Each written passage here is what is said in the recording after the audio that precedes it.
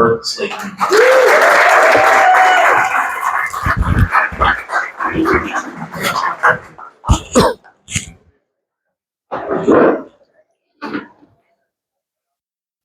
Standing in my living room, staring at a pile of gear, checking items off a very long list.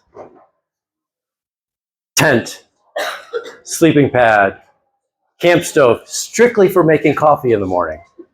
Then there's the emergency stuff, right? Tools, gears, cables, locks, and a medical kit that's either saying I'm going camping or I'm supporting a small war. I was taking my very first solo motorcycle trip, a loop around Lake Michigan.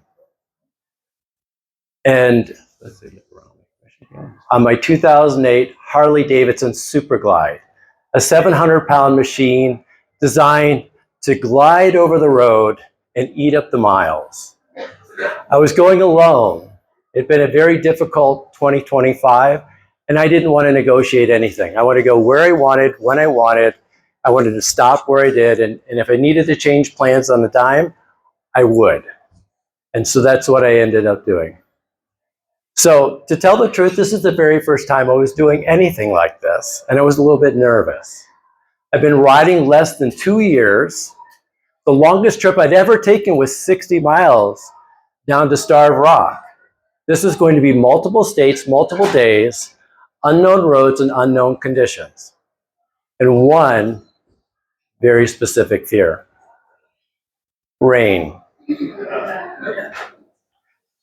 Motorcycles are technically designed to ride in the rain, but I thought it was a bad math problem that I didn't want to solve, right? 2 wheels on wet pavement was a bad math problem I didn't want to solve.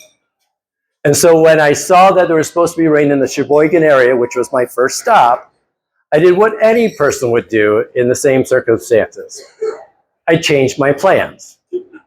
I pushed things back a day, delayed, I rerouted, and I delayed, rerouted, yeah, whatever the other one was, right? I'm trying, right?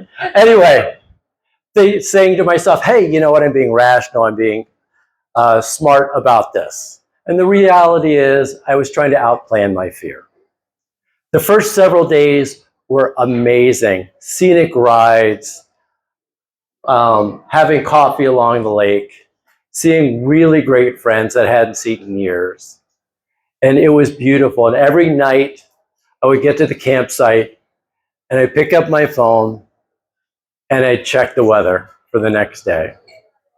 By day 4, I was up in the UP of Michigan. I planned on going to Lake Superior, but there was supposed to be rain up there. So instead I took Route 2 across to the Mackinac Bridge. Blue skies, puffy white clouds, breeze blowing off the north side of the lake. It was heaven. From there, I got to the Mackinac Bridge. And if you've ever been to the Mackinac Bridge, it's a 5-mile-long suspension bridge, the 7th largest in the world.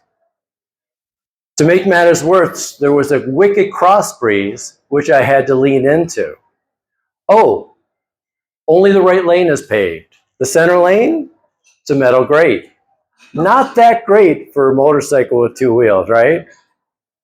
So I gripped the handlebars tightly, shoulders thick, leaned into it, and you know what? I made it across, yet another first. While camping in Petoskey, Michigan, what did I do? Check the weather. In 2 days, there's supposed to be a storm in Michigan. Oh, well, let's cut the trip short by a day. So that's what I did. I booked the ferry from Muskegon to Milwaukee, figuring, you know what? I'm being rational, I'm being smart, I'm being responsible. And you know, who really wants to ride through Gary, Indiana and South Chicago? Well, on the ferry, I was sitting by the window and I pulled up my phone, and there was a storm passing through the state of Wisconsin. It wasn't supposed to be there, by the way. Nobody predicted this. And I'm doing the math in my head. It's like, well, it's possible it might pass into the lake before we dock. But just in case, I went down to the parking deck and I prepared my motorcycle for rain. You always bring stuff, rain covers, got out my rain gear, closed the vents of my helmet, and just in case. And we finally docked and the doors open. And there it was. Not drizzle, not mist, a heavy downpour. So heavy it sounded like hail. And I was going to be first off the boat. I couldn't reroute, I couldn't delay, there were no alternatives. All I could do is ride off that boat. And at that point in time, I glommed on to two things that a friend who races motorcycles said to me about the rain. Number one, when you're riding in the rain on a motorcycle, you only do one thing in a turn. You don't brake, you don't accelerate, you just turn. Second thing is, motorcycles race in the rain. They take corners and they don't slip out the way you think they're going to slip out. So, hands gripping on the handlebars, I make it off and every turn felt exaggerated. First turn, second turn, next turn. I finally get on I-94 heading south. I do the second to right lane, pick my lane, stay away from trucks, stay away from cars, just driving straight. And something unexpected happened. I could see just fine. Motorcycle helmets don't have windshield wipers, people. But the rain moved differently. I could see fine. And the motorcycle felt planted, stable, controllable. And 20 minutes later, the rain simply stopped. I pulled over into the Lake Forest Oasis, turned off the engine, stripped off my gloves. My gloves were soaked. The rest of me was dry.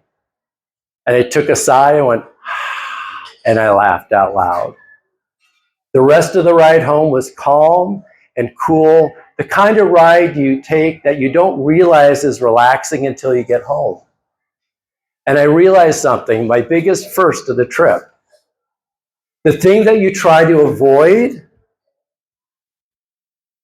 was just another part of the ride. And sometimes fear isn't a warning.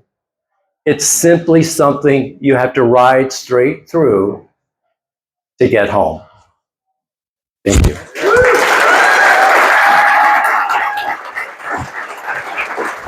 Thanks.